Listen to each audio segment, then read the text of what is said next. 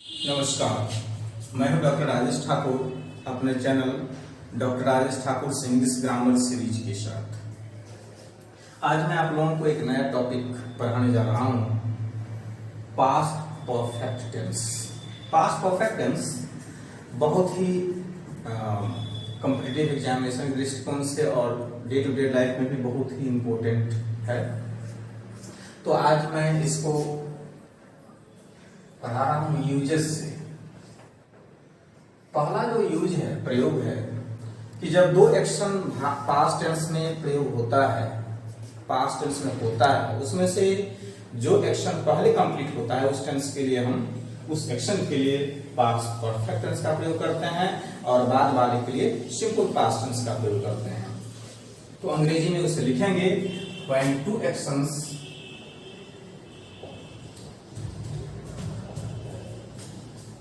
take place in the past,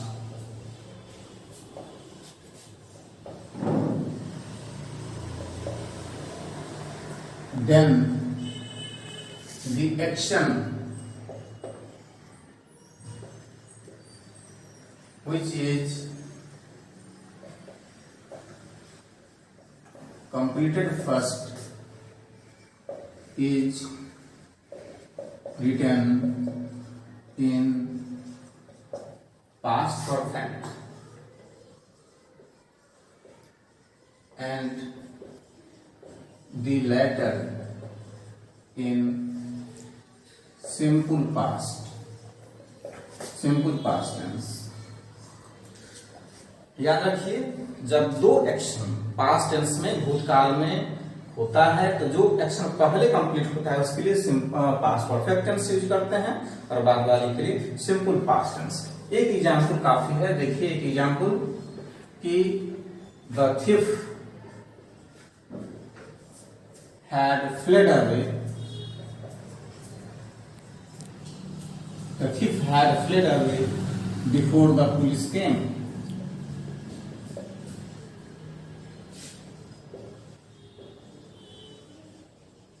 Before the police came, had fled away before the police came। Market चोर police के आने से पहले चोर भाग चुका था। तो पुलिस का आना और चोर का भागना साइमल्टेनियस है, लेकिन भागने का पहले हुआ इसलिए पास्ट परफेक्ट और पुलिस का आना बाद में हुआ इसलिए इसे सिंपल पास्ट में लिखते हैं।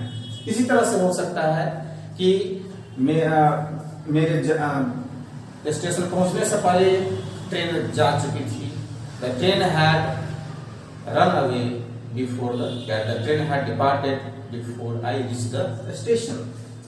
अब दूसरा प्रयोग, wish fulfilment in the past, इसको दर्शाने के लिए भी पास्ट परफेक्ट टेंस का प्रयोग किया जाता है। टू डिनोट विश फुलफिलमेंट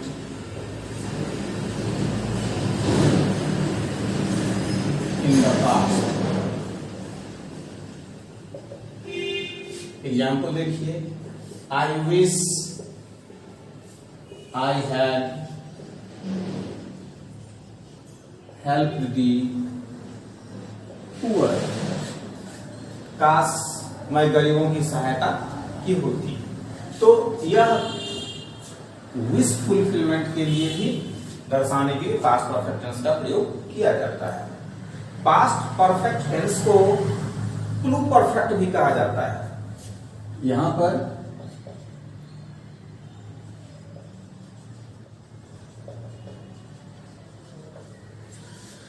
ये जो टॉपिक है, थर्ड जो सबसे इंपॉर्टेंट है, नरेशन में।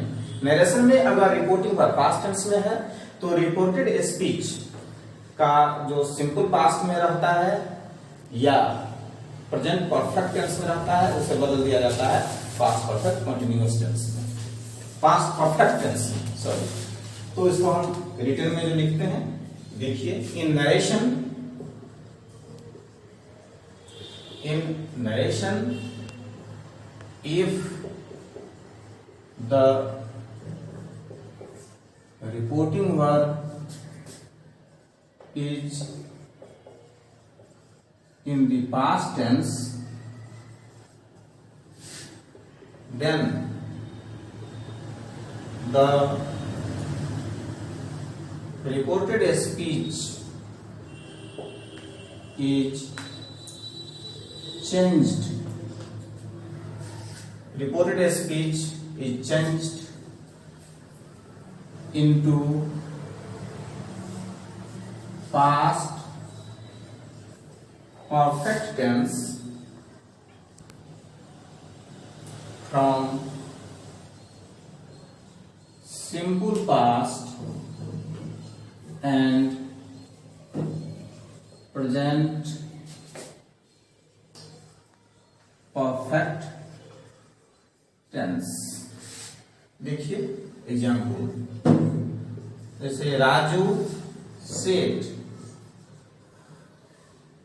I had, sorry, Raju said I did my job।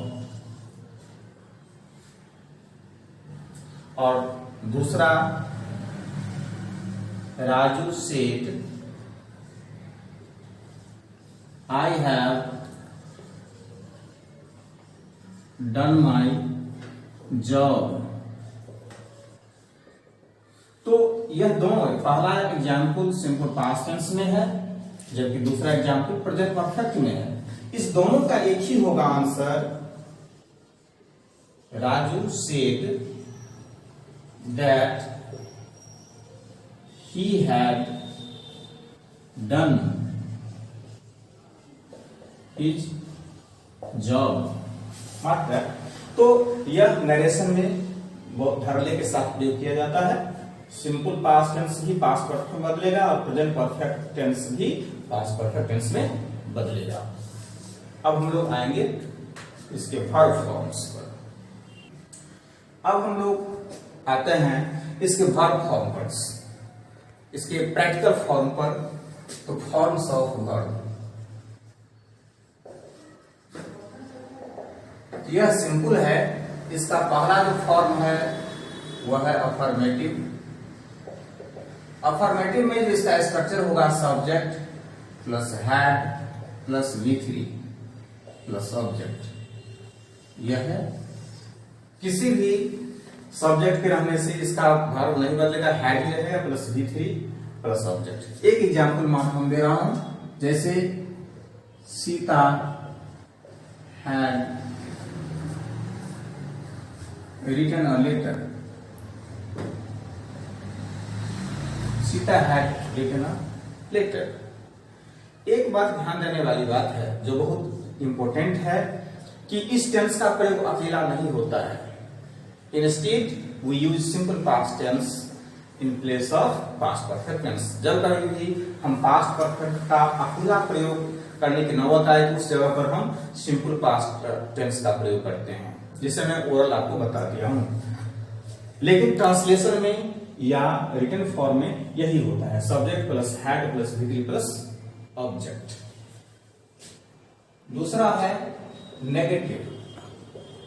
Negative form होगा subject plus had plus not plus V3 plus object. ये है, कोई भी सब्जेक्ट होगा, मान लीजिए सीता की जगह पर हम यू कर देते हैं, उसमें भी यही रहेगा, you had not written a letter. You had not written a letter. Third form आता है इंट्रोगेटिव। इसमें वही जो अभी तक हम लोग करते आए हैं, हैड को हम पहले ला देंगे, had plus subject plus V3 plus object. वह फॉर्म जैसे सीता अफर्मेटिव को बनाना है तो हो जाएगा had Sita written a letter not of interrogation. उसी तरह से इसका इंट्रोगेटिव I प्लस N का स्ट्रक्चर हो जाएगा।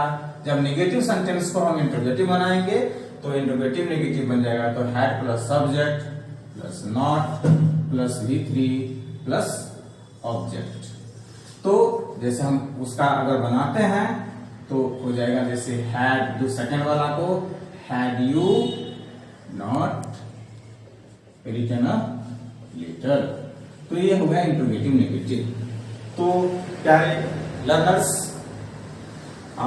सी watch and study this video, and if it suits you, if you gain even a single point of knowledge, please like, share and subscribe to my video for watching the forthcoming videos. Thank you.